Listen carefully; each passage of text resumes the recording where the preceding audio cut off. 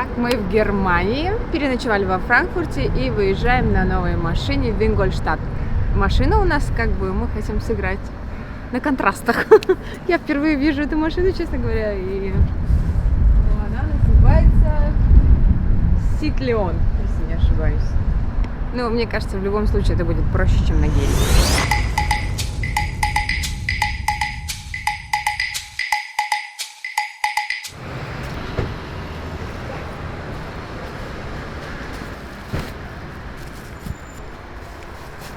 Мне нравится этот Супер 95. Это мой любимый регион России. Спасибо, да, спасибо, да. Здесь, кстати, сначала заправляешься, а потом идешь оплачиваешь. Или не идешь и не оплачиваешь. Но я это не практиковала еще, пока оплачиваю.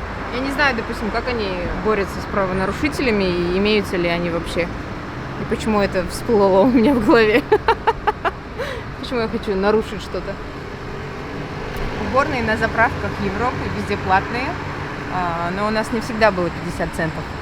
И мы нарушали правила. Через эту штуку железную проникали вовнутрь, то есть не оплатив за туалет. Сходи в уборную, законно, я дам тебе 50 центов. А нет, не дам, иди, незаконно. Я пока плачу бензин.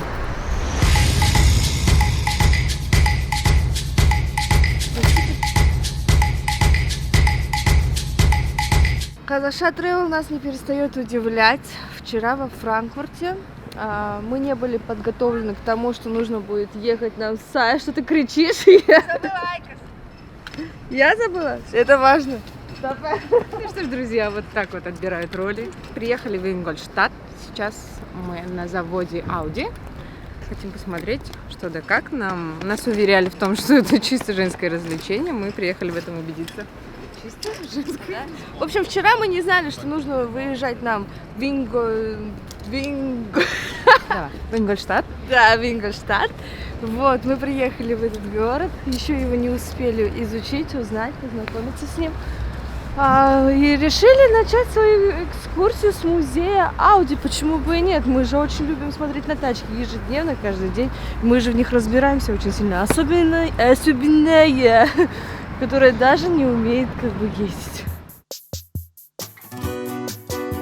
Немецкая земля славится своим автомобилестроением. Первый автомобиль компании был выпущен в далеком 1899 году. За более чем столетнюю историю Audi из крошечной компании превратилась в огромный концерн, ежегодно выпускающий более миллиона автомобилей.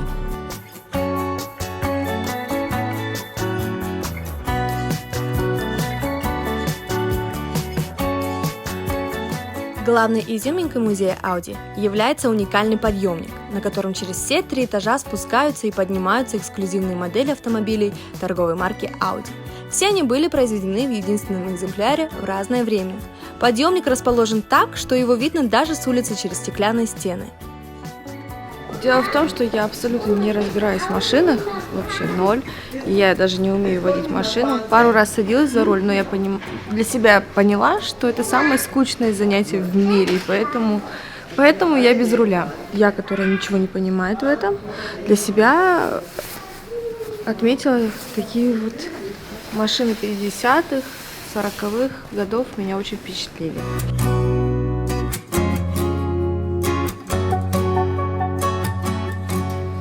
Автомобиль 1953 года. Интересно, в то время снимали клипы у машин, как это делаем мы сейчас? И как бы это выглядело? Я дарю тем, кому до него не дело. Я дарю тем, кому до него не дело. Здесь, в общем, по убывающей самый верхний этаж, это самые раритетные машины. И я пришла к такому мнению, что очень жаль, что мы отошли от дизайна машин прошлого столетия, да, можно сказать, потому что это очень красиво, но должна заметить, что не очень комфортабельно, возможно, как сейчас, но смотрится очень красиво. Я не то чтобы всю жизнь была равнодушна к машинам, у меня был такой период на первом курсе, я так страшно хотела тачку себе, но не взяла, потому что у меня не было денег, это основная причина.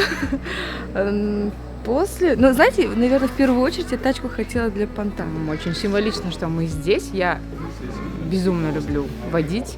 Это вы, наверное, поняли с первого выпуска. Я просто пересаживаюсь с одной машины на другую. Очень люблю водить, и для меня лично это было большим опытом. Ну, как бы я не особо разбиралась в машинах, да. И сейчас, кстати, на сегодняшний день Audi остается моим фаворитом. Audi A6 была у нас в первом выпуске, и она пока бьет все рекорды для меня лично.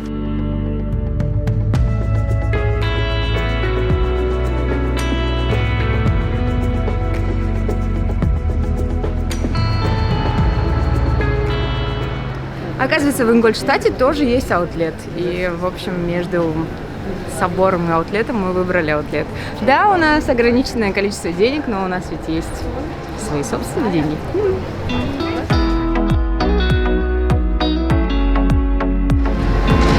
Да? Что? Идут?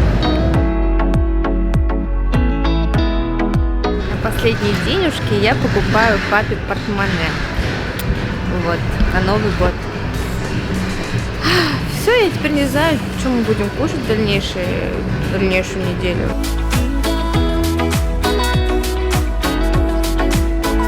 Мы, в общем, не выдержали и потратили сколько?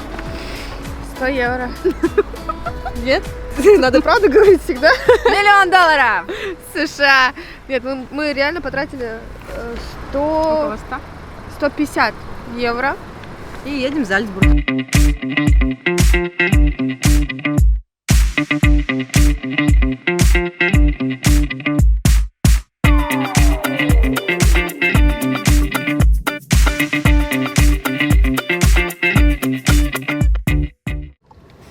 Друзья, мы заехали в Зальцбург. Несколько иначе я его представляла. Я почему-то думала, что здесь теплее, но здесь невероятно, самое что ни на есть, новогодняя обстановка, атмосфера. Я никогда не видела такого снегопада. Кажется, где-то здесь живет Дед Мороз. Ну, Санта-Клаус, окей. Зашли в Рестик. Дороговато. Решили зайти в супермаркет, который вот прям через стенку от нас. Вот.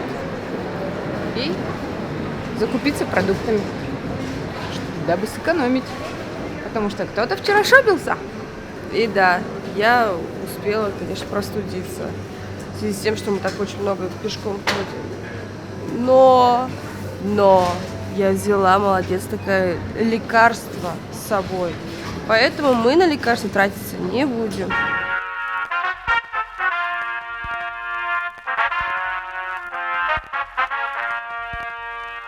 Это сколько у нас? 1200? 1200? А у нас в городе сколько стоит? Пельмени, полуфабрикат, Да. 500, наверное. Да? Не знаю, у меня мама лепит пельмени. Ну, точно не 1200. Я более чем уверена. Я, такая невнимательная. Я не знаю вообще, что сколько стоит. Я тоже никогда не смотрю. Ну, к примеру, хлеб. Я даже не знаю, сколько хлеб стоит. Хлеб, я знаю, кстати, надо 8. Поход в магазин чуть не превратил нас в домохозяек, поэтому мы решили немного потусить в клубе и вспомнить золотые времена.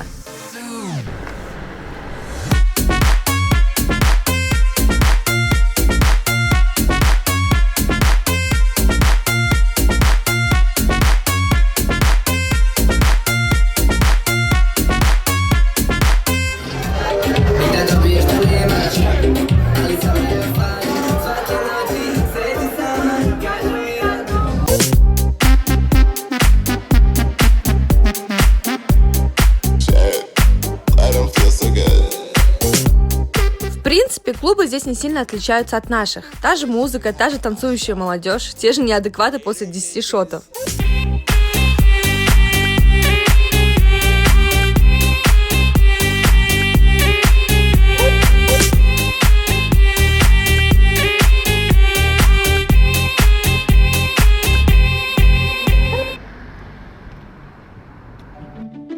А утро по-настоящему волшебное.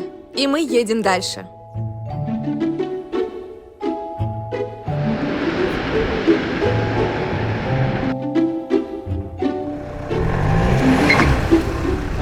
Hello, girls! Казахмыз. Почему вот наши такие, а? Почему вот даже в другой стране вот эти понты, зачем это нужно? Ну можно же быть хотя бы чуточку скромнее.